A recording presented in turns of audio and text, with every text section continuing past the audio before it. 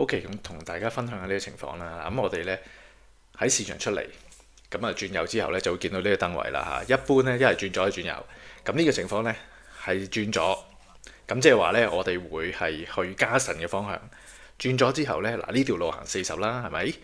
咁keep 住左線咯喎，OK 嘅嚇。咁其實呢，留意住 set left 呢，我已經話俾你聽呢，300幾碼之後呢，會 bear right，然後 turn right。其實呢個 moment 安全嘅話呢，中右鏡右燈就過線啦嚇。好似呢個情況咁遲咗啦嚇，唔緊要嘅。咁安全情況攞右線嚇，打完燈攞右線熄翻盞燈咯喎嚇。咁因為咧呢個 uphill 呢，我哋一上咗呢個粒 uphill 喺呢個彎位呢，中鏡右鏡已經要打定右燈。點解呢？冇耐之後一過咗呢個彎嚇，你就會見到呢一個位我哋要過右線噶啦。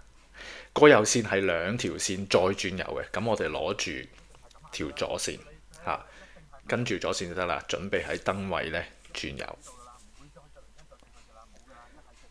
OK，嗱咁其實呢個方向呢，嚇，如果考試呢個方向，如果直去呢，你就唔會提示你直要轉右啊嘛。咁我哋就喺左邊，好似而家架車咁，嗰兩架車喺左邊繼續直去，咁就會去 Igbrith 嗰個方向。如果呢個位呢，我哋就去 Garston 嘅方向。咁即係呢，我哋而家轉喺左線啊嘛。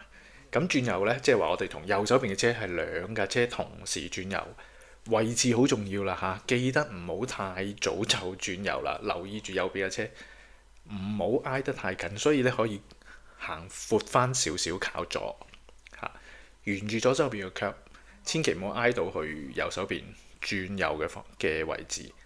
咁轉右之後呢，留意揾翻自己。如果你直去嘅話，記得呢個標記，藍色箭嘴指條白線，即係話跟住綠色箭嘴嗰條線就係直去。OK，咁你就會揾到直去呢個位置就會好靚噶啦。